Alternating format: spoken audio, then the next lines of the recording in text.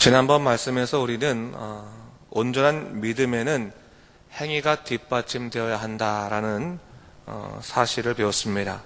이것은 율법적이거나 도덕적인 것이 아닌 은혜에 합당한 열매로서의 삶이죠. 온전한 믿음의 아주 중요한 영역이다라고 볼 수 있겠습니다.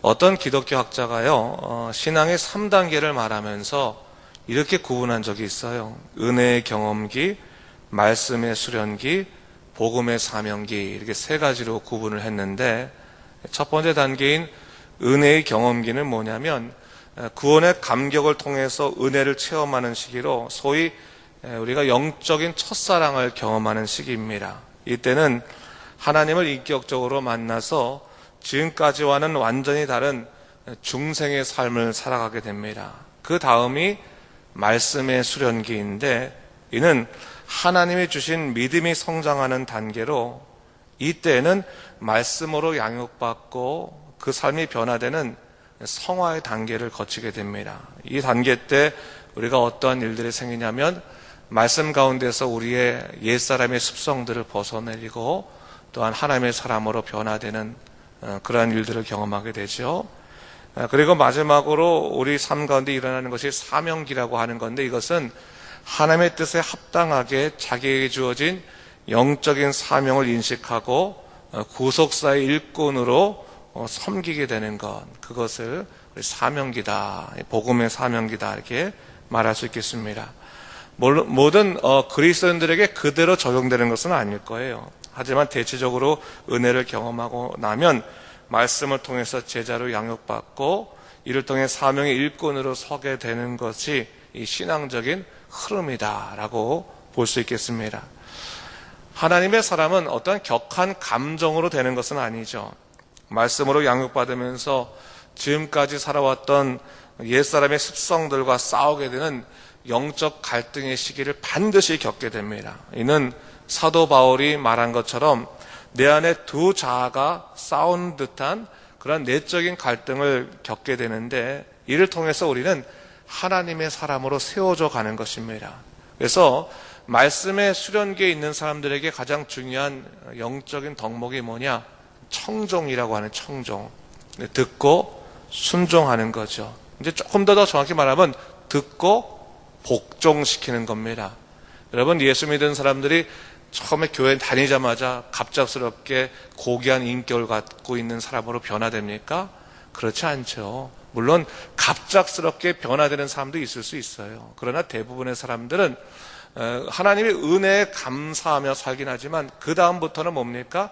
말씀과 더불어서 변화되어 가는, 그리고 우리 삶 가운데 일어나는 끊임없는 옛사람의 습성들을 복종시키면서 하나님의 사람이 되어가는 그러한 거룩함의 단계를 거치지 않으면 안 된다고 하는 것입니다.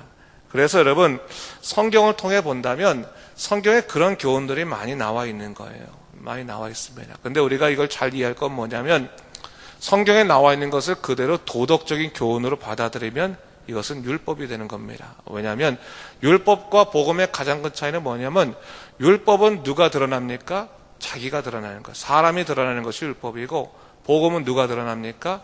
하나님이 드러나는 것이 복음입니다. 그렇기 때문에 똑같이 우리가 열심히 주님의 뜻에 의해 살아가려고 노력한다 할지라도 율법적으로 살아가는 사람들은 자기가 드러나고, 그 자기가 어떻게 되면 오늘 본문처럼 남들을 판단하는 선생으로서의 모습이 드러나게 되는 것이고, 복음으로 살아가는 사람은 끝없이 겸손해지면서 하나님의 선하신 뜻이 무엇인지를 찾게 된다라고 하는 것을 볼 수 있게 되는 것이죠.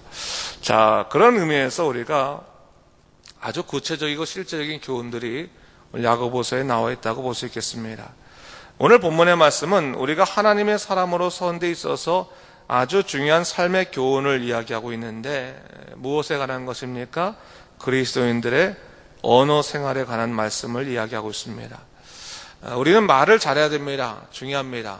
그런데 이 말을 잘한다고 하는 것이 말을 수려하게 해야 된다고 하는 말이 아니라 적절하게 해야 된다라고 하는 말입니다. 이는 하나님의 영광을 드러내야 되는 영적인 목적을 가진 사람이기 때문에 자칫 언어를 잘못 사용하면 하나님의 영광 가릴 수 있기 때문에 그렇습니다.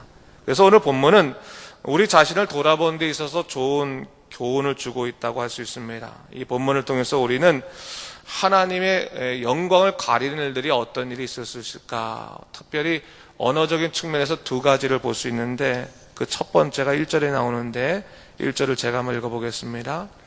내 형제들아, 너희는 선생된 우리가 더 큰 심판을 받을 줄을 알고 선생이 많이 되지 말라라고 말하고 있습니다.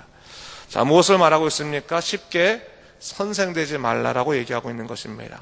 이 말은 남을 쉽게 판단하고 가르치려고 하지 말라라고 하는 말과도 같은 말이고, 동시에 남을 가르치려고도 하거든 자기를 충분히 돌아볼 수 있어야 된다라고 하는 말과도 같은 말입니다. 여러분, 우리 그리스도인들은 선생되어야 됩니까? 선생되지 말아야 됩니까? 우리 그리스도인들은 선생되어야 합니다. 그것은 분명한 겁니다. 그런데 이 선생이 된다고 하는 것은 남을 가르치고 정죄하는 선생이 아니라 복음을 전하는 데 있어서의 선생이 되는 거예요. 먼저 하나님의 말씀을 깨달은 사람으로. 이 선생이라는 것이 먼저 이제 태어난 사람, 살게 된 사람 말하는 거 아니겠습니까? 복음 안에 먼저 중생을 경험했으면 그 복음을 가르치는 사람으로, 복음을 전하는 사람으로서 서는 것은 마땅한 거예요. 근데 중요한 것은 뭐냐면, 우리가 다른 사람들을 판단하고 정죄하는 데 있어서 선생이 돼서는 안 된다고 하는 거죠. 여러분, 여기서 말하는 선생이라고 하는 개념을 잘 알아야 되는데, 여러분, 남들보다 상위에 있다고 생각하는 겁니다. 남들보다 더 낫다고 생각하는 겁니다. 그런 의미에서 선생되지 말라고 하는 것을 좀 우리가 알아야 됩니다. 그래서 우리가 누굴 대할 때 내가 당신보다 낫습니다, 내가 너보다는 좀 더 고귀하지 이라고 생각하면서 대하면 우린 관계가 다 망쳐진다고 하는 거예요. 그런 사람이, 여러분, 우리가 관계적인 측면에서 우리가 온전할 수 없습니다. 누가 온전하겠습니까? 교회에서 오랫동안 신앙생활을 했다고, 목사가 됐다고 해서 관계를 잘 맺고 온전하고 고귀한 인격 갖고 있는 사람이니까? 그렇지 않습니다. 다 인간은 똑같은 겁니다. 단지 관계적인 측면에 있어서 우리가 항상 명심할 것은 뭐냐면, 내가 저 사람보다 훨씬 낫다라고 하는 교만함을 내려놓고 시작하면 그 다음부터는 그 사람에게 들을 것도 많고 또한 내 자신을 깨우칠 것도 많다고 하는 것이죠. 근데 오늘 본문에서 뭘 얘기하고 있냐면, 선생된 자를 얘기하면서 어떠한 교훈을 하고 있냐면 혀를 잘 다스리라라고 하는 것을 얘기하고 있어요. 그러면서 그 혀가 만들어낼 수 있는 위험성에 대해서 얘기하고 있는데, 6절 말씀에서 가장 그 극단적인 예를 들고 얘기하고 있거든요. 6절 말씀 뭐라고 말하고 있습니까?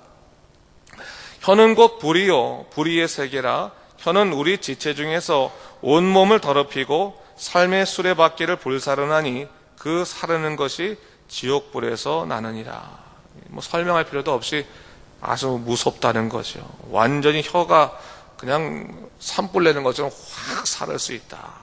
그 사르는 것이 마치 지옥불에서 나는 것처럼 그렇게 무섭다라는 것을 얘기하고 있습니다. 그래서 야고보가 뭐를 권고합니까?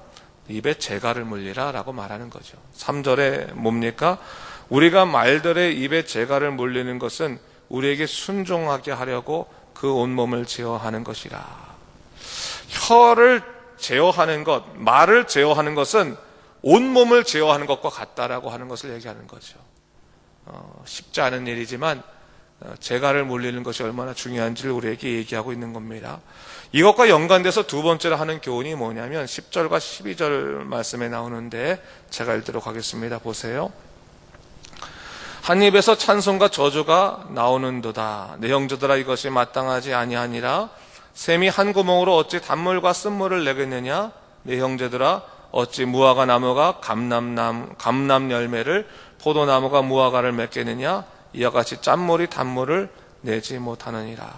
이 말은 그 심령에 있는 대로 그 입에서 나온다고 하는 말을 근거로 하고 있는 거지만, 우리 그리스도인들에게 뭘 권고하고 있는 것입니까? 야, 네 입이 찬양을 위해서 쓰여진 입인데 거기서 저주가 나오면 그게 마땅하겠느냐라고 반문하고 있는 겁니다. 그래서 여러분, 그리스도인들이라고 남들 욕 안 합니까? 욕하지. 남들 험담 안 합니까? 험담하지. 그렇죠? 어떻게 보면 험담이 가장 많은 공동체 중에 하나가 교회예요, 사실은. 근데 여러분, 뭘 얘기하냐면, 네가 그럼에도 불구하고 언제나 뭘 생각해야 되느냐? 너가 입에 가장 잘 사용되는 사용처는 찬양을 위해 사용될 때 가장 아름다운 거다. 그게 제일 좋은 거다라는 것을 얘기하고 있는 거예요. 그래서 여러분, 우리 그리스도인들은요, 물론 다른 사람 험담할 수 있겠지만 그 험담할 때 이 일이 벌어질 수 있는 파장도 잊지 말아야 되는 것이고, 가장 중요한 것 중에 하나가 뭐냐면 저주의 일이라고 하는 것이 뭐냐면 저주를 이어간다고 하는 거거든요. 그러니까 어떠한 있지도 않은 일을 전하는 일에 자기가 그 통로되고 달이 돼서는 안 됩니다. 복음 전하는 데 있어서 우리가 통로가 돼야지, 복음 전하지 않은 일에 통로가 되고 나면 예수님 영광 가릴 뿐만 아니라 누가 하나님 믿으려고 했었어도 거기에 상처받고 모든 일 못하게 되는 그런 일들이 나타날 수 있음을 우리가 이야기할 수 있겠습니다. 어떤 지혜로운 사람이 이런 말을 했다고 그래요. 위대한 마음을 가진 사람은 사상을 이야기하고, 평범한 마음을 가진 사람들은 사건에 대해서 이야기하기를 좋아하고, 협소한 마음을 가진 사람일수록 남의 이야기를 하기 좋아한다. 그런 얘기를 했어요. 의미 있는 말이고 생각해 볼 말입니다. 자, 그래서 우리가 정리하는 말들을 좀 할까요? 우리 야고보서 오늘 말씀 말고 1장 19절 말씀에 이런 말씀이 있습니다. 내 사랑하는 형제들아, 너희가 알지니 사람마다 듣기는 속히 하고 말하기는 더디하며 성내기도 더디하라. 1장 26절 말씀에 누구든지 스스로 경건하다 생각하며 자기 혀를 재가 물리지 아니하고 자기 마음을 속이면 이 사람의 경건은 헛것이다 라고 얘기하고 있습니다. 제자로 바로 서고 싶으냐? 그렇다면 관계를 잘 맺어라. 관계를 잘 맺고 싶으냐? 그렇다면 네 혀를 잘 다스려라. 그리고 그 혀를 잘 다스리는 것은 하나님과의 관계가 네가 바로 서 있다고 하는 그런 하나의 증거다라고 하는 것을 얘기하고 있는 겁니다. 그래서 시편 141편 말씀에서도 이런 말씀이 있습니다. 여호와여, 내 입에 파수꾼을 세우시고 내 입술에 문을 지키소서. 내 마음이 악한 일에 기울어 죄악을 행하는 자들과 함께 악을 행하지 말게 하시며 그들의 징수성찬을 먹지 말게 하소서라고 얘기했습니다. 자, 오늘 본문의 말씀을 굳이 많이 설명할 필요가 없을 것 같아요. 이 말만 딱 하고 나면 우리 무슨 말인지 다 알아듣습니다. 무슨 말인지. 그래서 우리가 되도록이면 여러분, 새벽 기도가 참 중요한 것 중에 하나가, 제가 새벽에 나가서 이런 얘기를 하는 게 별로 의미가 없어요. 새벽 기도 나오신 분한테 할 얘기 아니라 안 나오신 분들한테 얘기하는데, 새벽 기도가 참 중요한 이유가 하나, 하루의 첫 시간을 찬송으로 시작하기 때문에 그런 거예요. 사실 우리가 잠자는 것이 죽음과도 똑같은 것인데, 죽음에서부터 일어나서 첫 번째로 하는 말이 하나님을 찬양하는 말이 참 얼마나 귀한지 몰라요. 여러분, 혹시나 집에서 일어나실 때도 하나님 감사합니다 라고 일어나는 그 찬송의 말이 중요한 것이고, 또 우리 마지막 잠잘 때도 마찬가지입니다. 하나님의 은혜에 감사하며 잠자는 것이 얼마나 중요한지 모릅니다. 그런 사람들의 인생은 바뀔 수밖에 없습니다. 여러분, 기억하시면서 언제나 우리를 통해서 선한 영향력을 끼칠 수 있도록 인도해달라고 기도하시고, 아울러 항상 우리가 복된 삶, 하나님의 사람으로 바로 세워져 가는 귀한 역사를 누릴 수 있는 여러분 되기를 주님의 이름으로 축원합니다. 기도하겠습니다.